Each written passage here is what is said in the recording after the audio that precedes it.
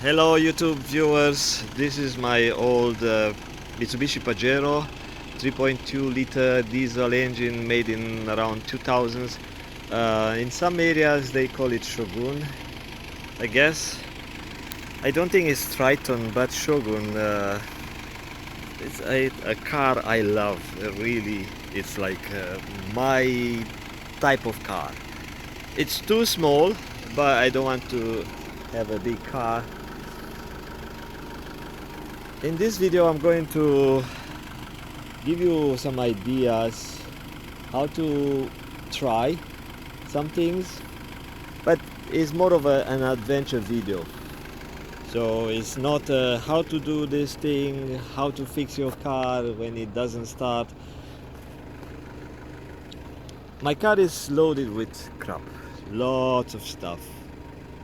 But the thing is, in an emergency, almost everything is useful, including my spare clothing, including my tow rope, including my work pants. So if I have to sleep in the car overnight because of some, travel adventure, or maybe I get stuck somewhere, then I have 3 pair of pants. So this pair, another pair underneath, 3 pair of boots, different boots for different purposes. Then I have a pair of nice black shoes if I go to church, if I'm in the area, stuff like that. Pants for church, a suit, everything is crammed into this little truck, and some other things and tools. But if you're a normal person, like an average dude, now you need a clean car. You need a car that you can put your kids, your family inside. In my car is just one person car. Anyway, so that's me. And if you complain that your weekends are so short, it's because they are empty. Every time you have a empty weekend with no adventures, no good stuff, memorable stuff, then it comes and goes, and then you go back to work. The thing is, many people don't like what they do at work, so they can't wait for the weekend, and the weekend they kill time wasting time doing nothing memorable, nothing unique, and weekend goes and Monday comes and they have to go to work. And some people hate their work, some people just dislike it, some people just wish to have a longer weekend. Anyways, my weekends, especially summer weekends, are memorable. Not all, but so this one was a memorable weekend because my starter died. My diesel engine starter died. It started acting up sometime, and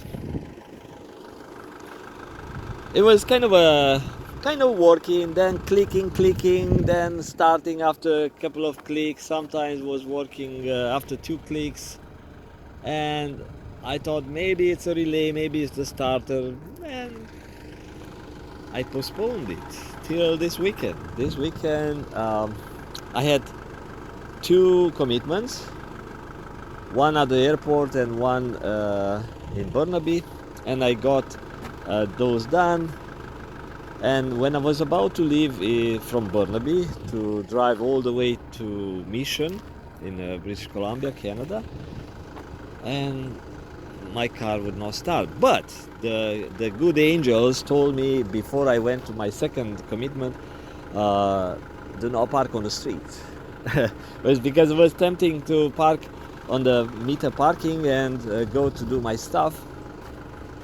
And when I drove, I thought, I have another 300 meters to walk to my appointment place. But you see, there is a park So I parked into a parking lot where it says 3 hour maximum, it's free parking. I said, okay, good. And I got under the car and I managed to start the engine with this tool. And I'll show you what I did. But first I want to show you this tool. I had to shorten 2 bolts at the starter. I got big sparks, which,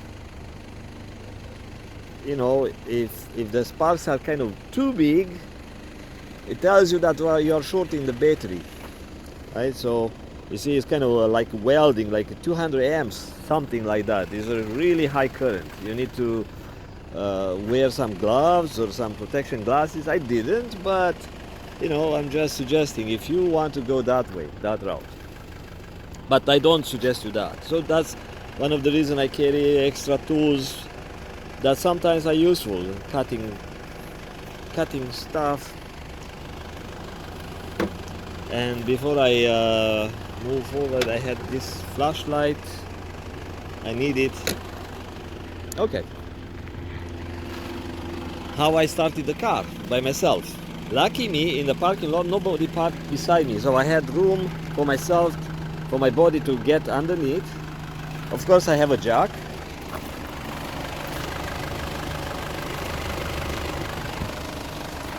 So nobody on the left, nobody on the right. It's like, wow, that's so cool. Sometimes in an empty parking lot you see people parking next to you. It's like, what the heck? You have the whole parking lot for you, for yourself, and you just decided to park like next to my car. Why?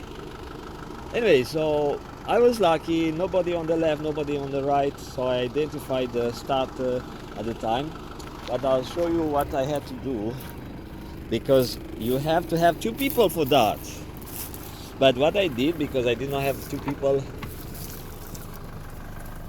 I used this lever, this pipe, and of course I'm just simulating it now, but I had to adjust the steering wheel in order to keep the key into ignition to the start position, right? And why, I'll tell you in a bit. Because I had to go quickly under the car.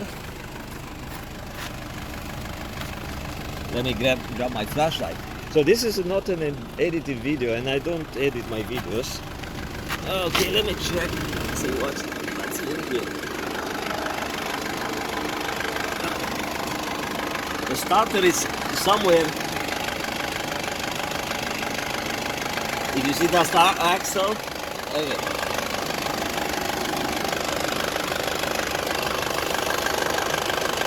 Okay, see that red wire? The red wire, I just installed it.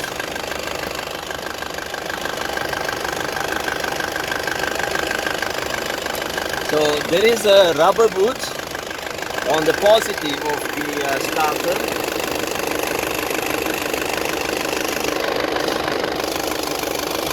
Hey, wire, go away. See that rubber boot on the right hand side? I don't know how you see it, but there are 3 contacts. This contact in the middle, let me see if I can put my hand. Because everything is hot here.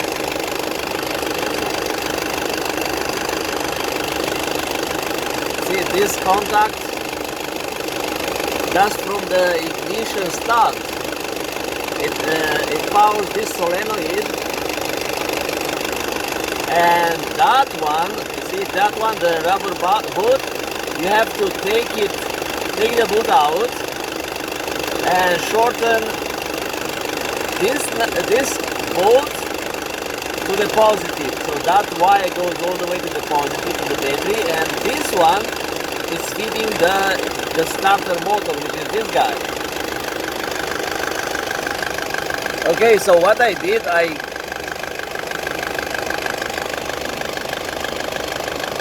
it's not energized anyways. I just put it to start. I'll explain you what is with this wire.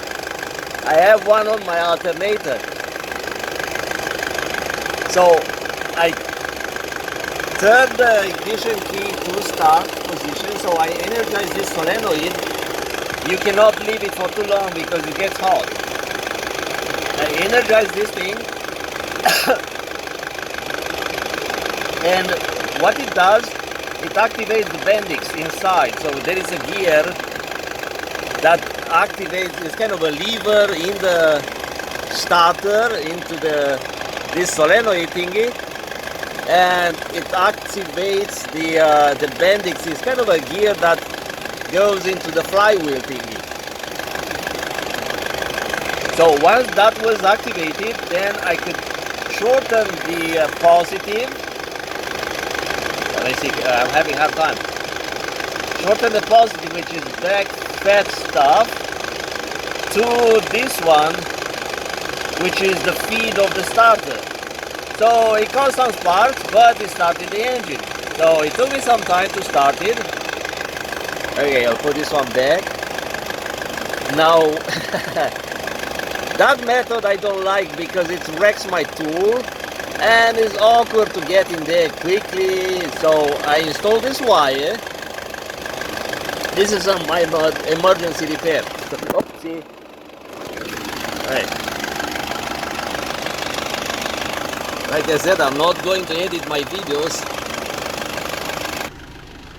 Yeah, it's a good idea to have some stuff to put underneath and some safety glasses or some glasses, because lots of stuff falls down on your face, on your eyes, and then you can't focus, and if you get something on your eyes, you know, you start hitting stuff and hurting yourself. Lots of sharp stuff from the fenders. It's a pain in the butt, but I got it started. And you think that's the end of the adventure? No. And I listened to my gut feeling. I thought, you know what? I said I'm going to the church, and I made not a promise, but I said I'll try, because I thought I need to repair the power washer and I need to do a couple of things on Saturday. But how I'm driving 80k with a broken car, then I would have to start it again. So let me go for a short walk. Then I would have to start it again, and it's a pain in the butt to get into the car. And I thought, who's talking now? Is my angel or is some bad spirit telling me, oh yeah, go, because you'll be fine? And I thought, yeah, you know what? I used to be manipulated by bad spirits, but now I think this is a good angel is telling me. I don't know who's, I don't think it's Jesus, someone, one of those good guys. And I said, I'm going. And I drove, and of course I got some engine check light stuff. And I thought, okay, nice. Now I cannot use cruise control. So that's another tip on this car. If you get any type of engine check light, yeah, you may not be able to use cruise control. And after about almost 80k, almost to my destination where I wanted to go,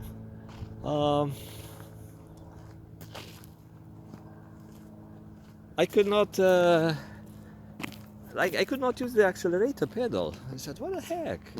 My engine was like at oh, he is doing some exercise, low altitude exercise.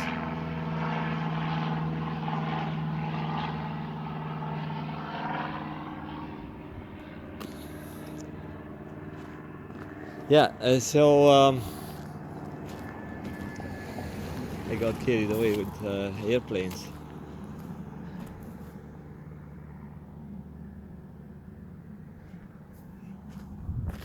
Yeah, that's my little car.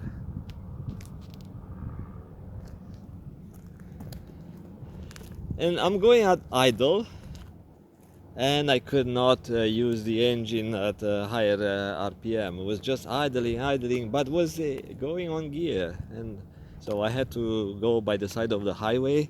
So I'm using four-way flashes, going slow, and it's awkward and awful. It was not good.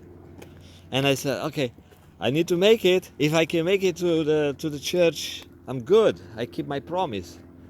And I had to avoid some signs. Then I had to enter into into the lane. So I'm driving like that. So on the right hand shoulder, I'm driving four-way flashes like this speed, and I'm going slow, slow, and ah. Finally, I got to a little bump, like a railway crossing, and I could not climb that thing. It was not big, but because the car was only at idle. So I decided to cross the highway at idling. So I turn around, chipmunk. I turn around, good. I pulled it on the side. It was a wider shoulder, and I called someone. I said, "Yeah, I might need a ride or something like that." Anyway, so long story short, I left the car there. I went. I did my stuff at the church, and then um, later, my friend said, "Yeah, how are you going to start the car?" I said, "Yeah, I'll do the same thing like I did earlier in Burnaby." He said, "No, no, no, okay, I'll get you a tow." So he called a friend, and the friend was really helpful. He brought a big truck, a monster pickup truck, work truck, and with chains, not tow rope. No, he didn't want to use my towing rope, with the chains, and pulled me from the front. We had to stop the traffic on the highway actually, yes. But it was not a like a highway number one, which is really busy. You can't do that because it's median in between the lanes. No, no, no. It was a low heat highway. So still, his low heat highway there was like uh, actually it was 58 an hour zone. But my friend had some triangle, like a reflective stuff, like a stopping traffic.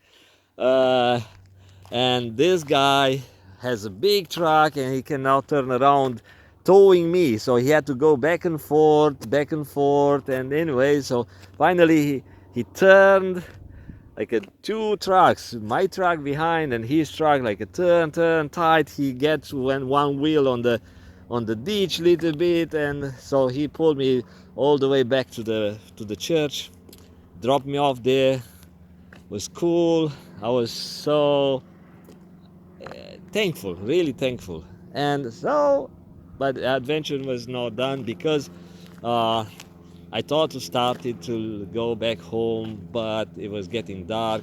So I slept on the top of the car because in this car, I have some sleeping gear, sleeping bag, sleeping mattress, sleeping plywood to make it flat. If you try to use this type of car to sleep in a car, it's so bad. Like the seats cannot recline all the way horizontally.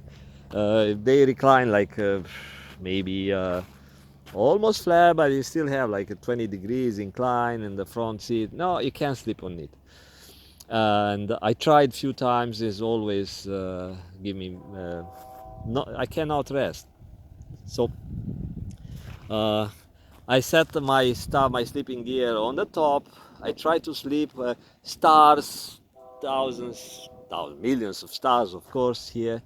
Then frogs, thousands of frogs. That's the frog.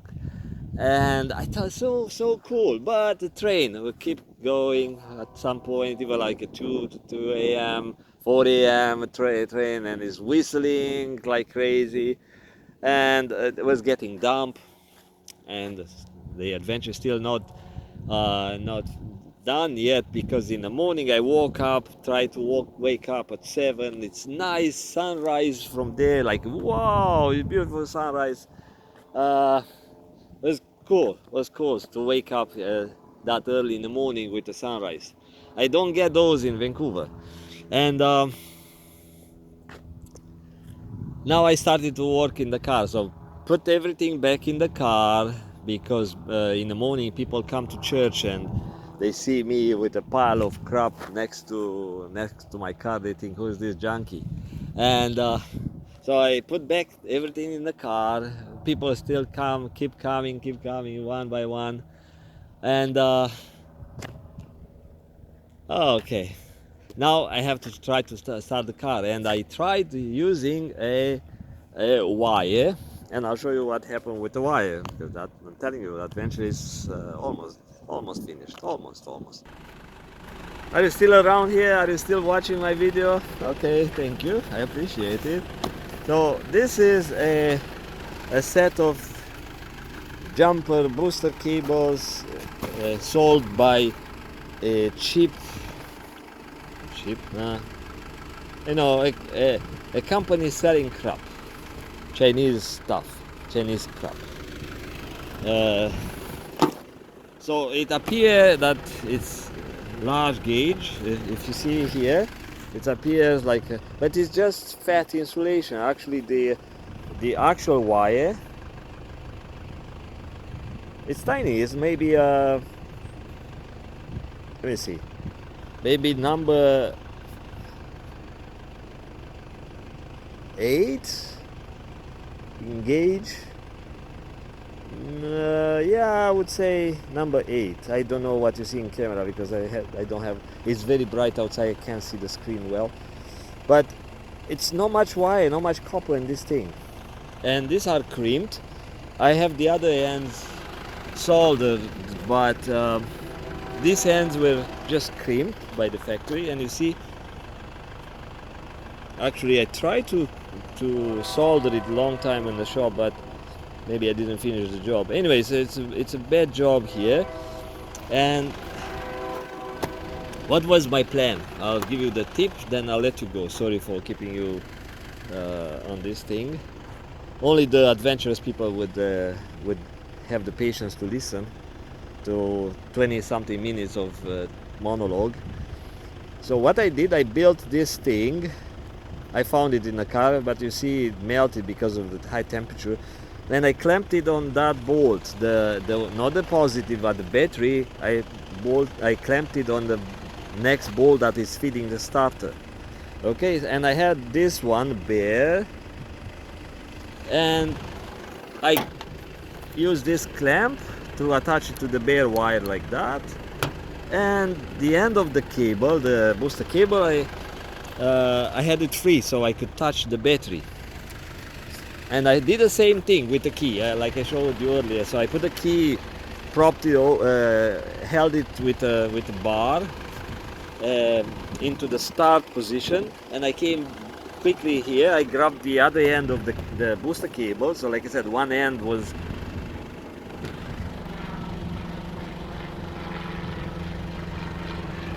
these are doing emergency exercises.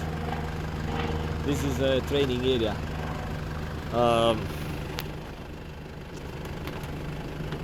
So I had this one connected to the starter feed wire. Okay, and now I had to do the workaround with this cable connected to the battery. So I wanted to feed the starter, but the Bendix, the solenoid, was supposed to be engaged by the key. So to engage the gearbox, I mean to the gear system. And so I had the gear engaged there, and I touched this one at the battery, and the long wire with high current started to get warm, and it felt warm. And as you can see, this one is start to melt the insulation inside, because this is also low quality wire. And I could see some smoke, and I said, okay, yeah, done. So I took the battery connector. I said, okay, I need to redo something. So when you saw earlier, about 10 minutes ago, you saw a wire connected under the like on the feed side of the starter, is because I did that. I cut this wire, and it's a piece of junk anyways.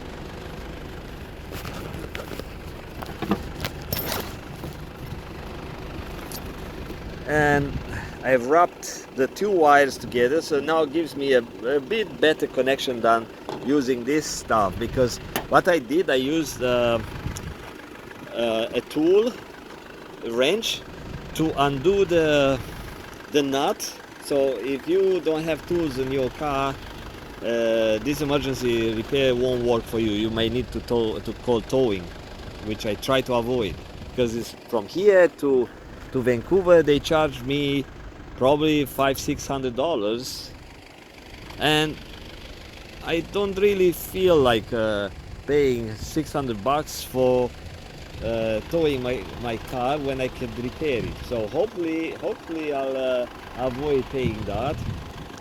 That's why I keep the engine running. I don't want to turn it off, because it's pain in the butt to restart it.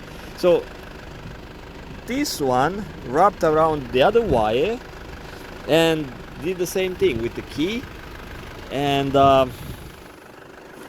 with this cable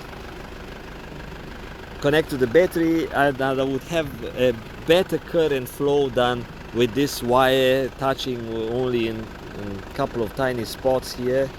So this is a poor connection, high impedance, that's why it melted here. Anyway, so that was a long story about a quick emergency start. Maybe it's not quick, but it's an emergency start. If you're in the bush, if you have no cell phone signal, by the way, I always carry my satellite messenger, but here I had signal anyways. So if you go somewhere and if you feel that your starter is failing, don't go, don't push it. But if you really have to go and you get stuck somewhere, yeah, it's kind of a way to try it. Yeah, maybe.